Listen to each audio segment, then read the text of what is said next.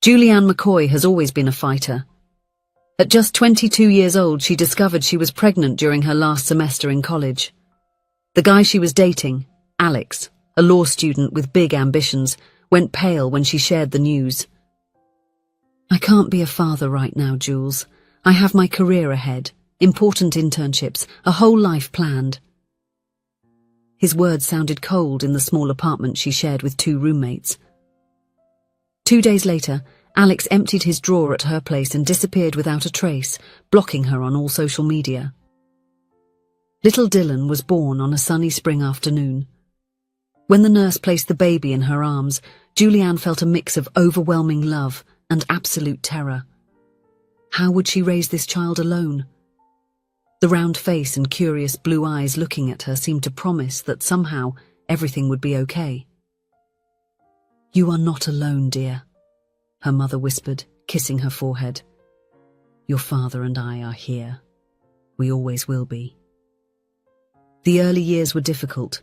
Julianne finished college with a baby in her arms, studying late at night while Dylan slept. She got a job as a receptionist at a dental clinic in the city centre. The salary wasn't extraordinary, but it allowed her to rent a small apartment near her parents' house, who frequently took care of Dylan while she worked. Gradually, Julianne established a routine. She would wake up early, prepare breakfast, leave Dylan with her mother, and head to work. At night, she would read stories to her son, marveling at how he grew each day. The boy had her smile, but his blue eyes were undeniably from her ex-boyfriend, a constant reminder of the man who chose not to be part of that story. It was on an ordinary Tuesday that Christopher Reynolds entered the clinic, holding the side of his face and clearly in pain. Tall, with slightly tousled brown hair and kind green eyes, he seemed somewhat out of place in the small waiting room. "Good morning," Julianne greeted him with her professional smile. "How can I help you?" "Toothache," he mumbled, still holding his face. "A terrible, excruciating toothache." Julianne quickly registered him, and Dr. Morris, the dentist, attended to him shortly after. An hour later, Christopher left the office looking relieved, but stopped in front of Julianne's desk. "Thank you for your kindness," he said, his smile now free of pain. "You have a way of making someone feel welcome even when they're suffering." A week later, Christopher was back. "Another toothache?" Julianne asked, surprised. "Yes, amazing how that happens, isn't it?" he replied, but there was something in his smile that seemed to contradict the supposed pain. On the third visit in less than a month, Julianne raised an eyebrow as she checked him in. "Mr. Reynolds, if you don't mind me saying, perhaps you should consider a change in your diet. So many toothaches don't seem normal to me." Christopher laughed, a pleasant sound that filled the reception. "Actually, Julianne, may I call you Julianne? I was just looking for an excuse to see you again." She felt the heat rise to her cheeks. It had been so long since anyone had shown interest in her that she had almost forgotten what it felt like. "That's very direct," she replied, trying to maintain her composure. "Direct usually saves time," he said. "Would you like to have a coffee with me after work?" Julianne hesitated. It had been years since she had gone out with anyone. Her life revolved around Dylan and work, in that order. But there was something about Christopher, a sincerity, that attracted her. "I have a 3-year-old son," she finally said, wanting to make it clear from the beginning. Many men disappeared after that revelation. Christopher smiled more broadly. "I love kids. What's his name?" "Dylan." "Beautiful name. So, about that coffee?" Their first date was at the corner cafe. Julianne was nervous, checking her phone every 5 minutes to make sure her mum hadn't called about Dylan. Christopher noticed her anxiety. "First time mum?" he asked gently. "Is it that obvious?" "My older sister has 3 kids. I can recognize the 'is my child okay?' look from a mile away." That sincerity disarmed Julianne. Soon they were talking like old friends. Christopher was an architect, 32 years old, and had grown up in a large family with 3 sisters. He spoke about his work with passion and listened attentively when she talked about Dylan. "I would like to meet him someday," Christopher said at the end of the meeting. "If you feel comfortable, of course." The meeting between Christopher and Dylan happened 2 weeks later in a park near Julianne's house. To her surprise, the two hit it off immediately. Christopher arrived with a small wooden airplane that he had made himself. "Wow!" exclaimed Dylan, his eyes shining. "Did you make it?" "Yes, and I made it especially for you," Christopher replied, crouching down to be at the boy's eye level. Throughout the afternoon, Julianne watched Christopher playing with Dylan in the sandbox, pushing him on the swing, running after him in the field. There was a naturalness there, as if Christopher had been a part of their lives for a long time. "He is nice, Mommy," Dylan declared on the way home. "Can we play with him again?" The relationship progressed naturally. Christopher became a constant presence, having dinner with them several times a week, taking Dylan to the zoo on Sundays, helping him with his first drawings. For Julianne, it was as if a weight had been lifted from her shoulders, not because there was now someone to share responsibilities with, but because she felt complete beside him. On their 2-year anniversary together, during a candlelit dinner after Dylan was already asleep, Christopher got down on one knee with a small velvet box in his hand. "Julianne McCoy, would you do me the honor of officially forming a family with me?" Tears streamed down her face. "We already are a family," she whispered. "Then let me make it official." The wedding was simple and intimate. Dylan, now 5 years old, carried the rings with an adorable seriousness in his little suit. When Christopher recited his vows, he included a promise not only to Julianne but also to Dylan. "I promise to be not only a husband to your mother, but a father to you, in every way that matters." In the years that followed, life took on a pleasant rhythm. They bought a house with a large backyard where Dylan could play. Christopher was promoted to partner at his architecture firm. Julianne returned to college to complete a management course and eventually became the manager of the dental clinic. Dylan grew up healthy and happy, calling Christopher Dad without anyone having suggested it. For all intents and purposes, they were the perfect family. There was only one persistent cloud on the clear horizon: Christopher's desire for more children. "I always imagined a house full of children," he confessed one night as they lay in bed. "Dylan is amazing, and it would be wonderful to give him brothers and sisters." Julianne shared this desire. She loved being a mother, and the idea of expanding her family with the man she loved seemed like the next natural step. Thus they began trying to have a baby. 6 months passed without results. Then a year. At the beginning of the 2nd year of trying, concern began to grow. Julianne noticed how Christopher would watch families with multiple children for a long time when they went out to dinner. She saw his barely disguised expression of disappointment when his sister announced her 4th pregnancy during a family lunch. "Maybe we should consult a doctor," Christopher suggested gently. The consultation with the fertility specialist was followed by a series of tests. When they finally received the diagnosis, Julianne felt as if the air had been taken out of her lungs. "Endometriosis," explained the doctor. "It is a condition in which the tissue that normally lines the inside of the uterus grows outside of it. It does not make pregnancy impossible, but it can significantly complicate it." "But I've already had a child," Julianne argued, confused. "Endometriosis can develop at any time, even after a successful pregnancy. Some women have minimal symptoms and discover the condition only when they try to become pregnant again."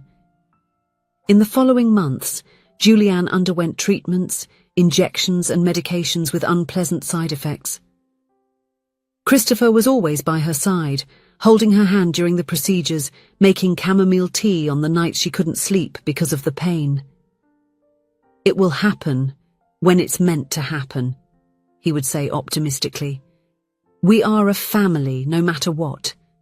But as one treatment after another failed, Julianne began to distance herself from Christopher, not out of a lack of love, but because something inside her was starting to break. With each test, with each negative result, she felt as if she were failing at what she believed was her most primitive role, to bring a life into the world. It was as if her body were betraying her, and with that a shadow of inadequacy grew within her. She began to avoid Christopher's eyes, even when he tenderly embraced her. She watched him in the yard with Dylan, now 12 years old, playing ball and laughing together, and felt a lump in her chest. He was a wonderful father. She never doubted that. But in her mind, the same phrase echoed, "I am not enough." This guilt silently gnawed at her. When friends announced new pregnancies, she smiled outwardly, but inside she felt as if she was shrinking. She noticed Christopher's polite gaze, his restrained smiles, and interpreted it as a silent confirmation of what she already feared, that he too was suffering, even if he didn't say anything. At family gatherings, she saw him watching the nieces and nephews running around the room, and although he never complained, Julianne saw in that distant look the reflection of what she could not give him, and this drove them further apart with each passing day. "You deserve a complete family," she thought, the words never spoken aloud, creating a chasm between them. The emotional distancing was gradual. Julianne began working later, avoiding family meals. Conversations dwindled, reduced to practical matters about Dylan and the house. Even though they slept in the same bed, they seemed miles apart. Christopher tried to draw closer, but she built more walls. "I'm just tired," was the standard excuse. Inside, the thought repeated, "He deserves more than I can offer." When Christopher announced a 2-week business trip to oversee a project in another city, Julianne saw an opportunity. She waited until the second day of his absence, took leave from work, and acted. With trembling hands, she packed her clothes and Dylan's. She hired a lawyer to prepare the divorce papers and left them on the dining room table. Then she took Dylan, confused and reluctant, to her parents' house. "Mum, why do we have to stay here? Why can't Dad come with us?" asked Dylan, his blue eyes full of confusion. "It's complicated, dear," was all she could say. When Christopher returned from his trip, he found the house silent and the divorce papers waiting for him. Julianne wasn't answering his calls. Through her parents, she communicated that she wanted to finalize everything quickly and without confrontations. Christopher did not accept this. He showed up at her parents' house, only to be told by his mother-in-law with tears in her eyes that Julianne did not want to see him. He sent flowers, letters, messages, all returned or unanswered. One day, as Julianne was leaving work, she found Christopher waiting by her car. "Please, just 5 minutes," he pleaded, the green eyes she had loved so much now dark with shadows. "There is nothing to say," she replied, the keys clutched in her hand. "Julianne, at least tell me why. Don't you love me anymore?" The question struck her heart like an arrow. "I still love you, and I know this is the best path for you. This way you can find someone new and whole who can fulfill your dream of being a father," she said, before getting into the car and leaving, tears blurring her vision. 2 weeks later, the final signing of the divorce papers was scheduled at the lawyer's office. Julianne arrived early, determined to finish it as quickly as possible. The lawyer, a middle-aged man with a compassionate expression, prepared the documents while she waited, her heart heavy. When the door opened, Julianne took a deep breath and turned around, expecting to see Christopher. He entered, thinner than she remembered, but there was someone behind him. Dylan. Her son entered the room, his blue eyes serious and determined in a way she had never seen before. What is he doing here?" she asked, standing up. "Dylan, you should be in school." "I asked to come," the boy replied.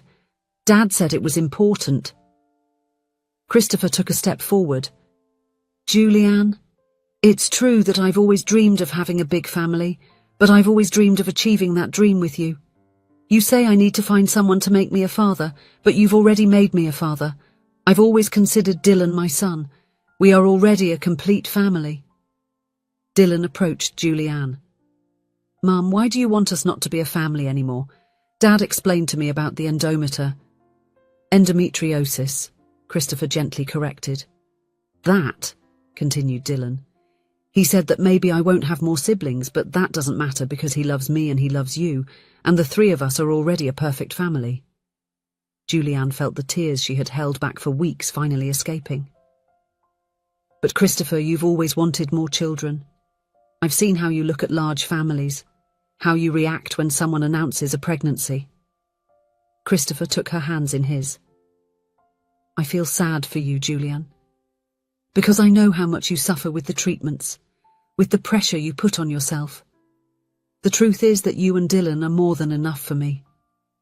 We are already a complete family. Maybe not in the way I imagined, but in the way that truly matters.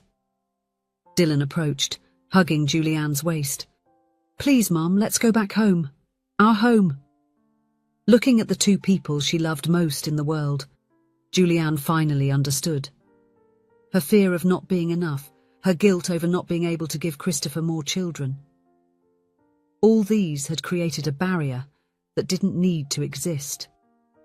I'm sorry, she whispered, hugging Dylan and reaching out to Christopher, who held her hand firmly. I really thought I was doing what's best for you. The best for me is to be with you both, Christopher replied simply. It always will be. The lawyer, discreetly moved, cleared his throat. So, I suppose these papers won't be necessary today? A year had passed since that episode, and Julianne and Christopher's marriage had strengthened, as well as the certainty that they were a family who loved and completed each other. Julianne was setting the table for dinner when she suddenly felt dizzy. In recent days, morning nausea had bothered her, and an inexplicable fatigue accompanied her. You look pale, Christopher observed, entering the kitchen. Is everything okay? She smiled uncertainly. I don't know.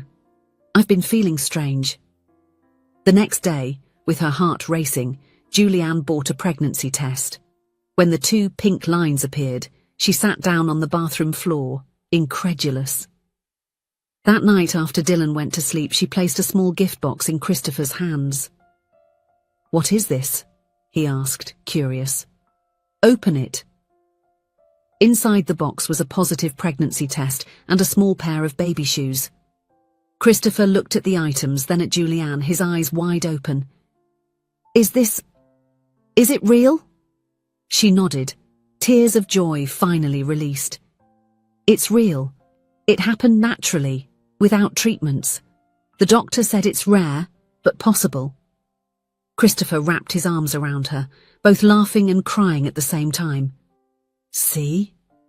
Everything happens when it has to, he whispered. Later, lying in bed, Christopher gently caressed Julianne's still flat belly. You know this doesn't change anything, right? We were already complete before, and we would continue to be even if this miracle hadn't happened. Julianne smiled, finally at peace. I know. Now I really do know. If you enjoyed the story, please leave a comment with a rating from 1 to 5 to show how much you liked it. Also, watch the video that is now appearing on your screen. See you soon.